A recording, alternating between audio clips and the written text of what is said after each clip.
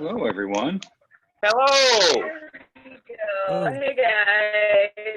Hey Josh. You made it. I Okay. did.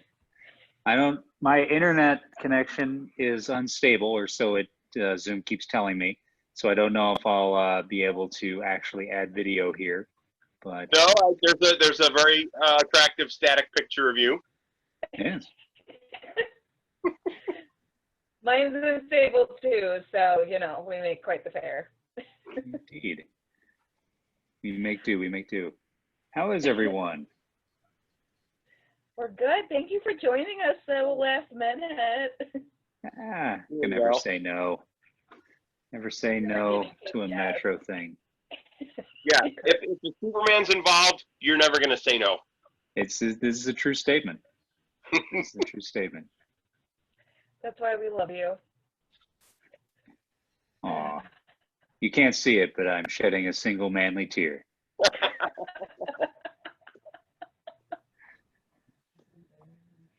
My husband's singing this song from Supernatural, the musical, the Single Man Tear song for any Supernatural fans. All right. All right, so let's start this off. Josh, do you want to give us a little short bio about yourself? I'm sure everyone knows, but. Well, sure. So, my secret origin is that I grew up in Southern Illinois, just actually a couple hours away from Metropolis, and had, comics were my life. I learned how to read and how to love reading using comics, and that really transformed my entire existence, opened up everything to me, made reading easy, made reading fun, and when reading is easy and fun, learning is easy and fun. And by the time I was in the 5th grade, I was reading at the college level. By the time I was in middle school, I was actually taking college courses. So I just took the SAT and I scored high enough to get in. I've been a huge disappointment to everyone ever since, but I, peaked early, but went on to get a film degree from Northwestern University. And while I was in college, I interned at DC Comics in the editorial department and the publicity department. I interned twice. And then later, as I believe all of you know, went on to write a whole bunch of kids material for DC, do a number of pieces for their animated lines, as well as the anthology series, including Adventures of Superman, a story that I'm very proud of that got a write-up in USA Today and was a very special story to me that I'm certainly happy to talk about. I also created my own nationally syndicated comic strip and graphic novel series called Mail Order Ninja, and am the founder of a group called Reading with Pictures that promotes the use of comics in education. And we are partnered with UNICEF on an endeavor called Comics Uniting Nations that uses comics to promote the UN's global goals for sustainable development. And last but not least, I am the comics ambassador for the US State Department. They've sent me to 5 different countries on 4 different continents. And it's been a real honor talking about comics, spreading, evangelizing for the medium, and sharing ways that they can be used in the classroom. So yeah, that's pretty much my life story there. So yeah, I'm happy to answer any and all questions related to that or anything else that you may want to know. I am here for you. Hey, Sean. Such a disappointment, Josh. Such that's an amazing resume. Steve, did you have a question? At the moment, nothing's coming to mind.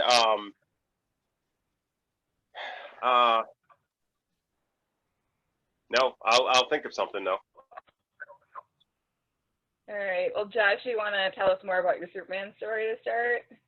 Sure. For those of you who haven't seen it or read it, it is available on Kindle and Comixology, and I believe pretty much everywhere that DC sells digital material.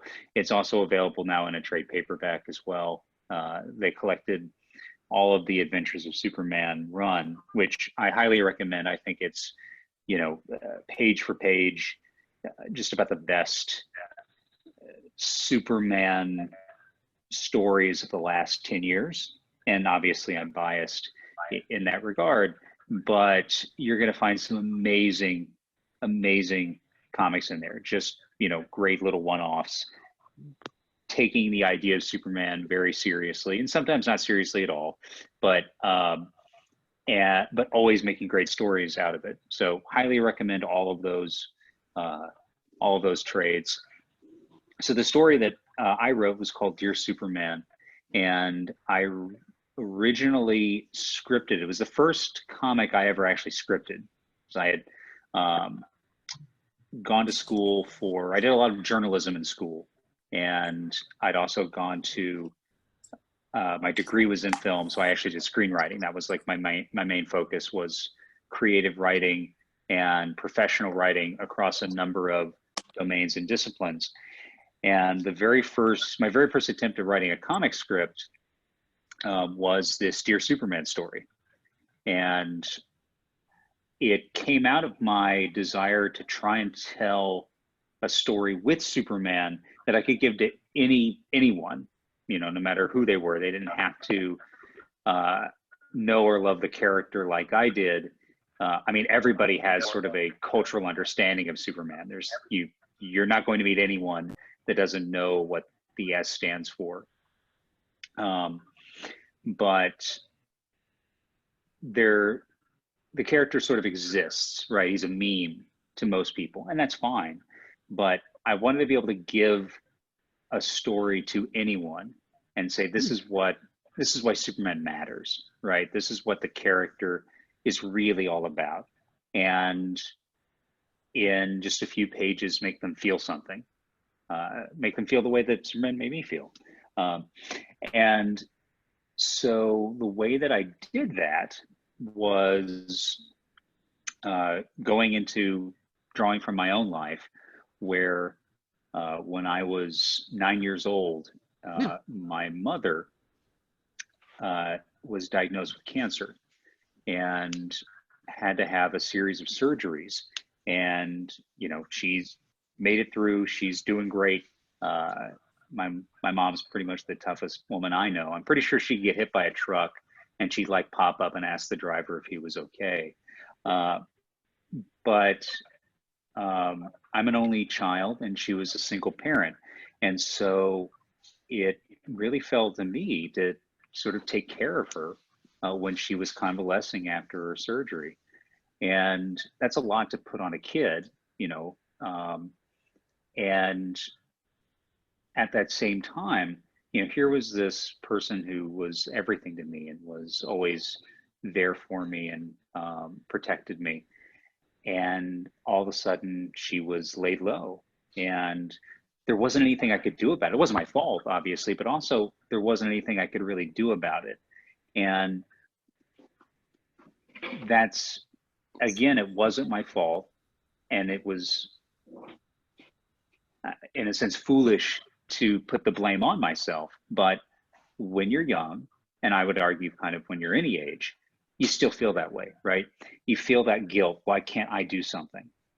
And I wanted to put that feeling into the context of a Superman story, because Superman is strength. If anyone should just be able to do something about any problem, it's Superman. And yet, this is the kind of problem that's orthogonal to Superman's power. This isn't something that he can just fix. There is no, not even in the Silver Age, was there a super cancer zapping vision. That didn't exist. And so it became this story of Superman imparting this wisdom that it's not your fault. And there's still something you can do. You can still be there for someone. And in this story, this little girl writes a letter to Superman, and she's named, and in the story, she was eventually drawn to look like my mother at that age. She writes a letter to Superman, and the letter is an overlay to a fight that Superman's having with, in the final version of the story. It went through a few iterations, but the final version of the story is fighting Metallo, and in the middle of Metropolis, and this little girl Connie is there with her family, and you know, we're on Zoom. I could probably just screen share it. Why don't I do that? Yeah, go for it. I'm gonna open it up. Give me a second here.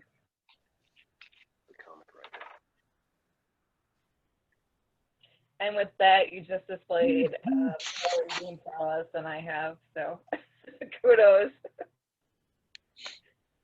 Well, I'm on Zoom for multiple hours a day, every day now. So I would hope my Zoom foo is strong.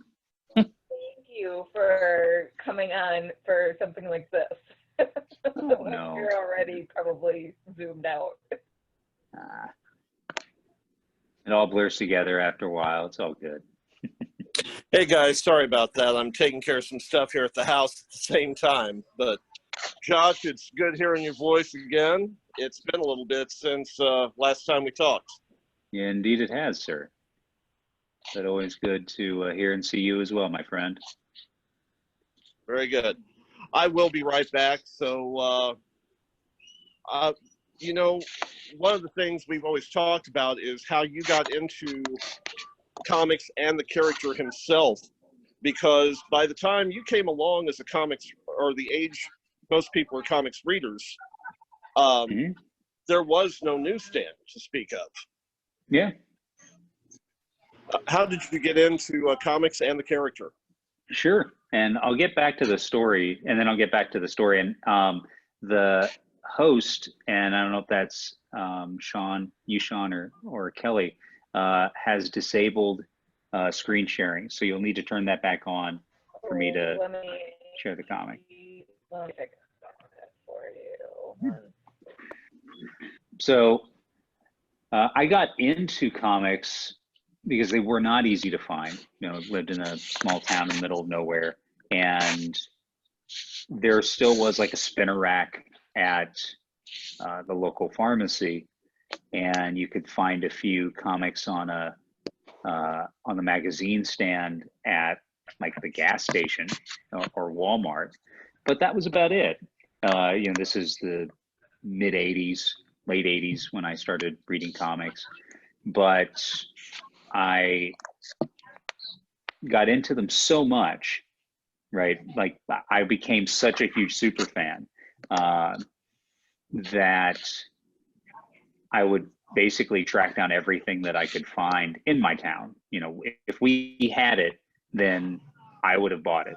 And eventually my mom sort of cut me off, so I was buying too many comics. And, you know, again, sort of a low income family. And she's like, you either need to get a job or you need to stop buying so many comics. The assumption that she was, of course, going to make was that I would stop buying so many comics. And I said, well, me being 9 years old, and given the rather stringent child labor laws in the state of Illinois, what kind of job can I get? And so I started mowing lawns, and that actually became a pretty tidy business for me by the time I was in high school. Bought my family's first computer, and financed a trip to Washington D.C. and all this other stuff. But mostly I bought comics, and two of my very best friends. I actually used to measure everything that I would purchase in terms of how many comics it would buy, and that was my metric. It was very useful. Learn a lot about the fungibility of money. So, all right, let's try a screen share now. Here we go. I did enable it now.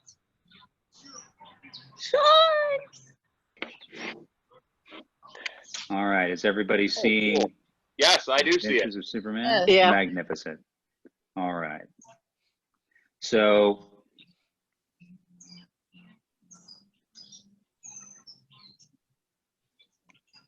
this is Victor Ibanez did the art. The cover is by Sean Galloway, Cheeks Galloway, who did one of the other stories in this particular issue.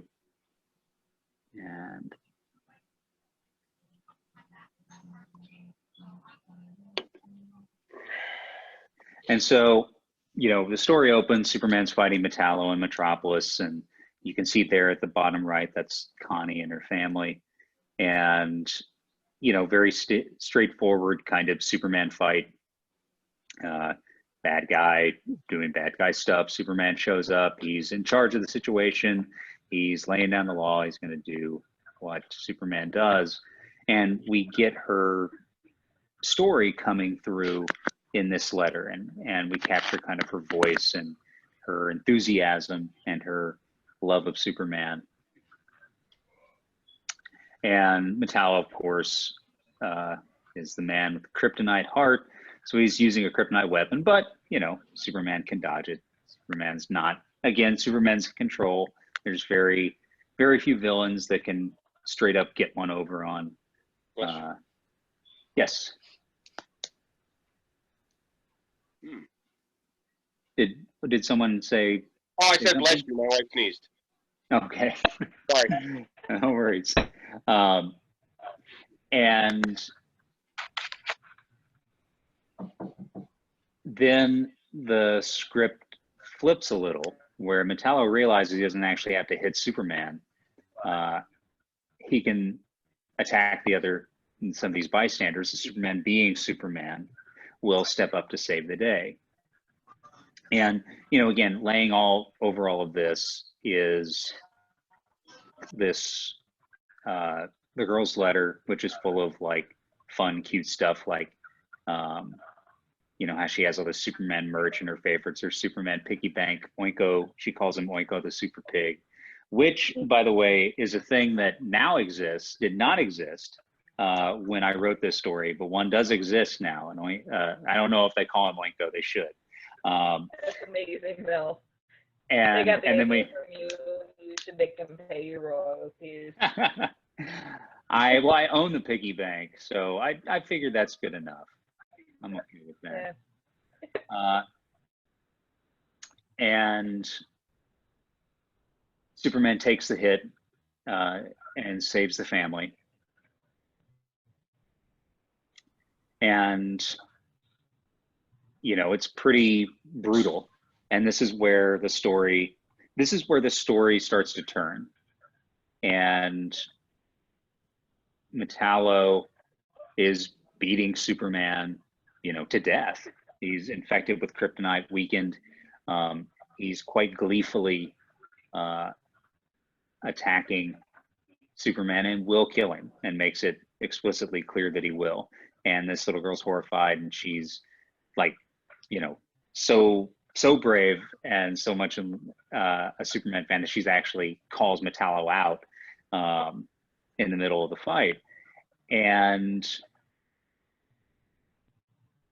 Superman, being Superman, you know, puts everything he's got into a, you know, one last punch.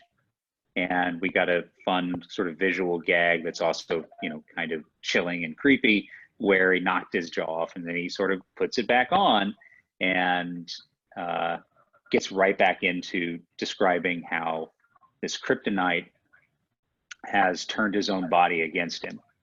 And now we start to realize, and we'll soon realize, that this is actually a bit of a metaphor, as he describes what it's like to have your body to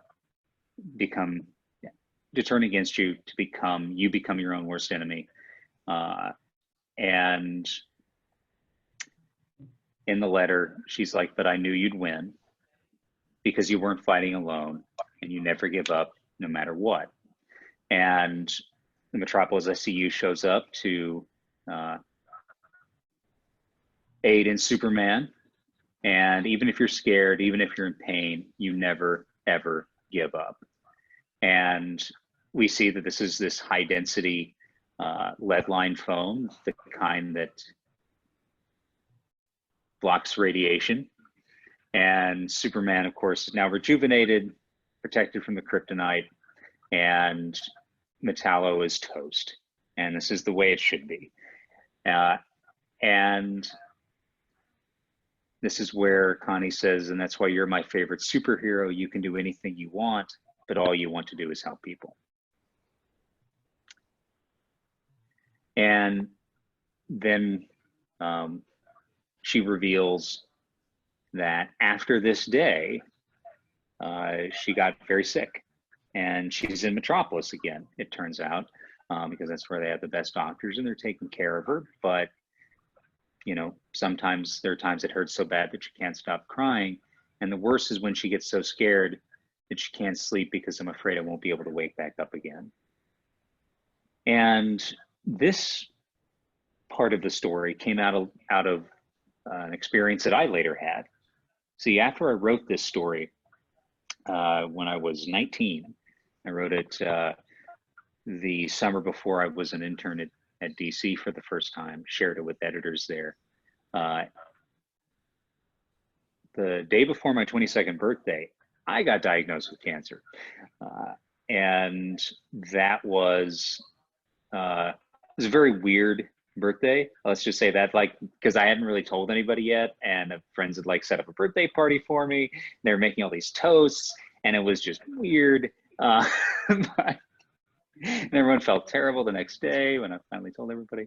But I've been there, right? And so I've felt all this too. And this story that I'd written, I knew that I had written something valuable because I was able to go back to this story and it helped me.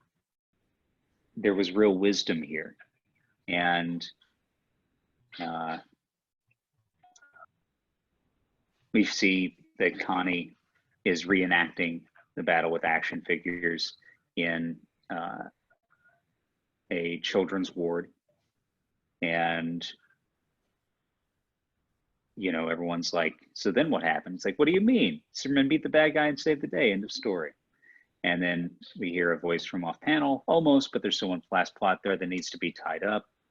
And in arrives Superman. Everyone's pretty astounded. And here we did a pretty neat bit where Superman takes some sand out of a cactus planter and fuses it in the glass with his heat vision, makes a Superman symbol, and grabs a red cloth off of a chair and makes a cape and makes her into a superhero. And, you know, says to little Connie, now she's not faster than a speeding bullet, and she's not able to leap tall buildings in a single bound. Yet no matter what burdens the world puts on her shoulders, she still finds the strength to carry on. She still finds the courage to hope. Her name is Connie, and she's my superhero. And, you know, this was a pretty doubly great thing because I really mean, I think this is a story that especially resonates with children who have been in either one of these positions, the position where they can't help the other person like I was, or the position where they're the sick one and they don't know if they're ever going to be strong again. And to have Superman come down and say, "You amaze me," it's a really powerful thing. And I can tell you that I've been to children's hospitals and camps for kids that were dealing with cancer in particular, but often any kind of other chronic childhood disease or serious childhood disease. And I've told them this story and I've listened to their stories. And I can't tell you how much Superman as a character, and superheroes in general, but Superman in particular, really means to kids who are facing something existential like this. It gives them strength. Superman gives them power. He helps them fly. And I wanted to make a story that encapsulated that idea. And, you know, that's what this is. And I'm really proud of the ender here where Superman floats back out the window, you know, and is talking about all the rules about what it takes to be a superhero. And you know, rule number 3 is you have to be ready to fly off and have adventures at any time of day or night. So are you ready to go? And this is the background on my computer, by the way, and has been for about 8 years now. And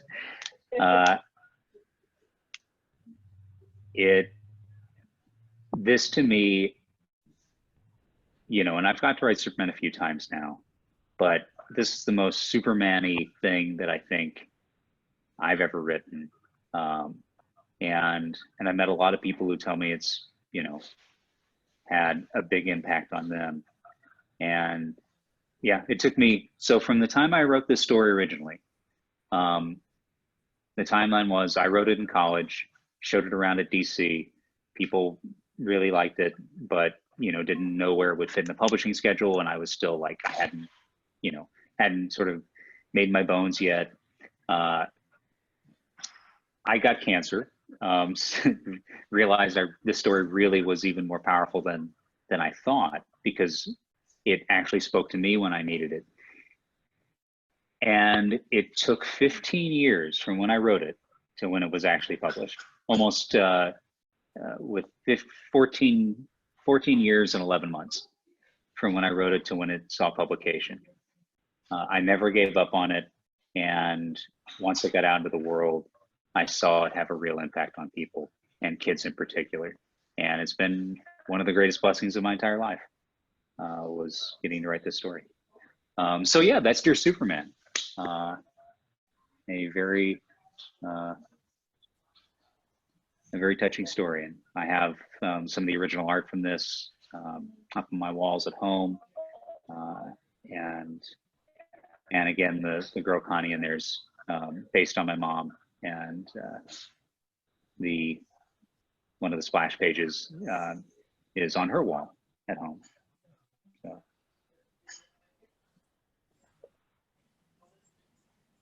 Very cool. Beautiful. Go ahead.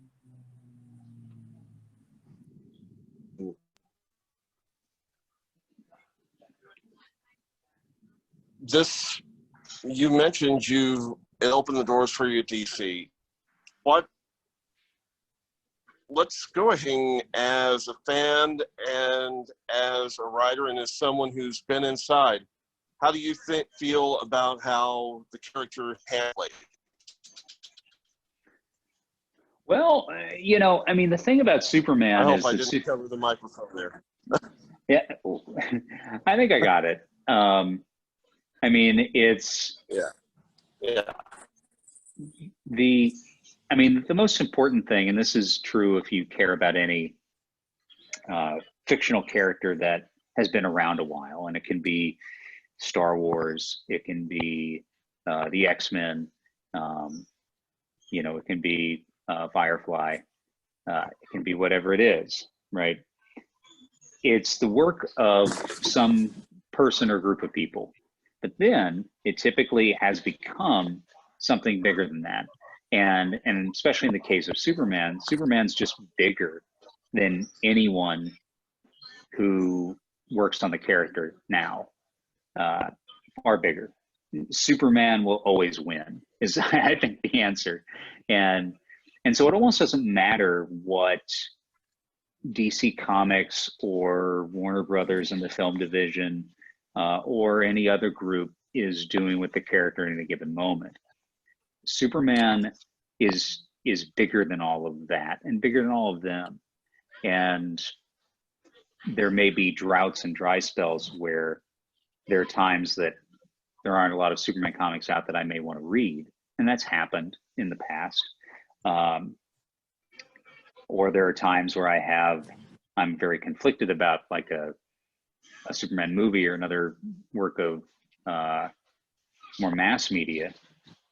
Like, you know, I was very conflicted about like the Man of Steel, for instance, and Batman v Superman. But I'm like, you know what? Superman still going to win. Like the cycle will just turn. We'll see another iteration of Superman in 10 years, probably less, on the big screen. And I always have the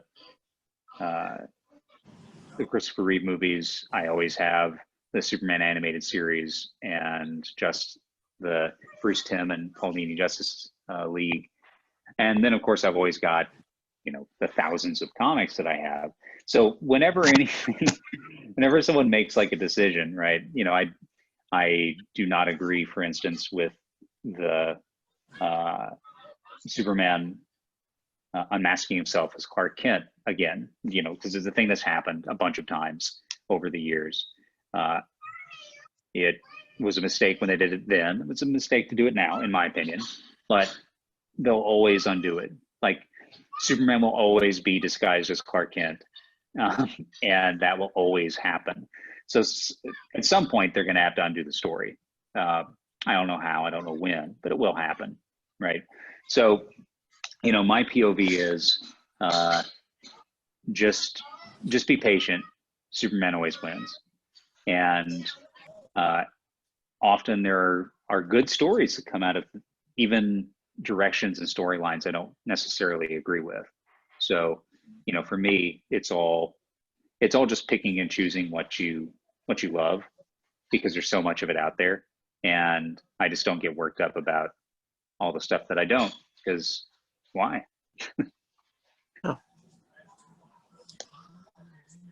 Good way to look at it.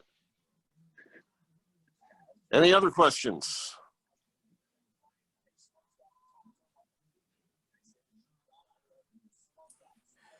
I have Um, any good stories go about ahead. your time evangelizing comics? You said you traveled quite a bit for that. Just curious if there's any good stories that came out of that. Yeah, I mean,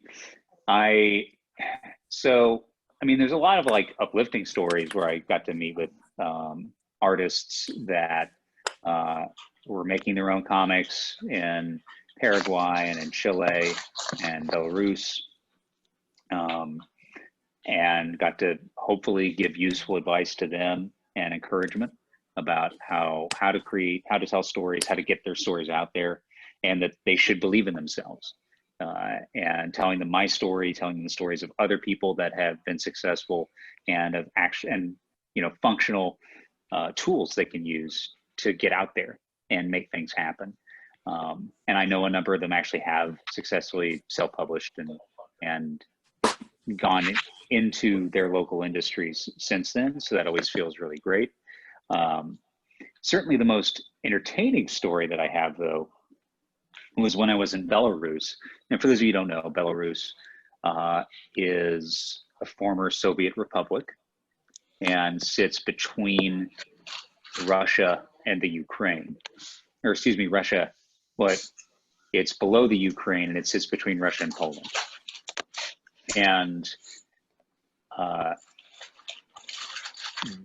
Belarus, when they broke off from the Soviet Union, they were like, well, we want to be our own country, but we still kind of like this whole Soviet system. So we're going to keep a lot of Soviet remnants around, like the KGB. We're going to keep that. We're just going to have the Belarusian KGB. And there's a lot of conflict diplomatically between the US and Belarus. And recently they had actually expelled America's ambassador and revoked certain diplomatic privileges. And a new ambassador was appointed, and you know, all that had been sort of smoothed over by the time I got there.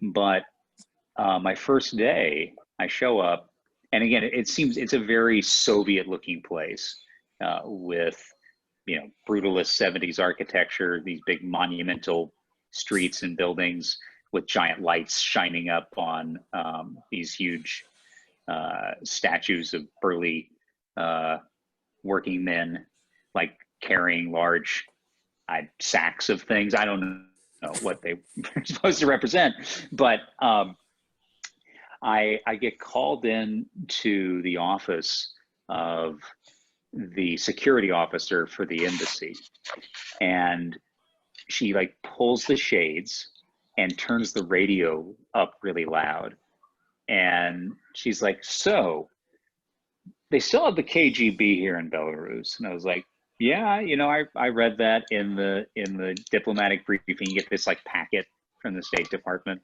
before you go on any State Department missions, and it said all this stuff. And she's like, so you're probably going to get bugged or followed while you're here. And I was like, excuse me?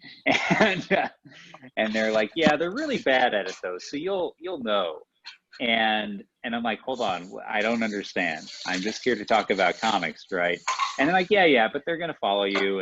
And also, you may be approached by women. And I was like, what? And it's like, do you know what a honey trap is? And I was like, yeah, I've seen James Bond. I understand. What I don't understand is what any of this has to do with me whatsoever. And so, yeah, basically I was bugged and followed by the KGB in Belarus. And to the best of my knowledge, I was not approached by any female agents intent on seducing me.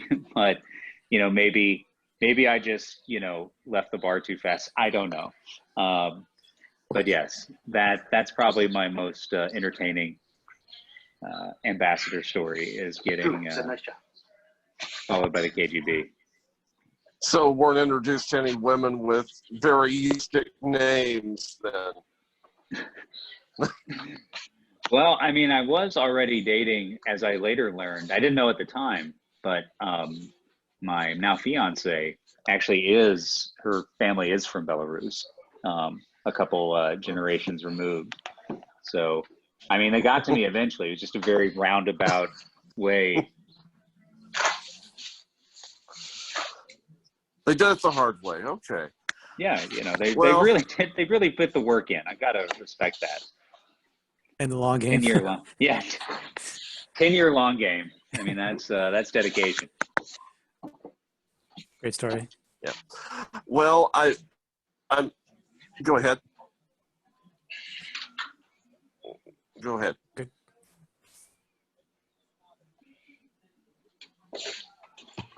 Okay. I'm looking at the time, and they wanted us to keep everything around 45 minutes. Sure thing.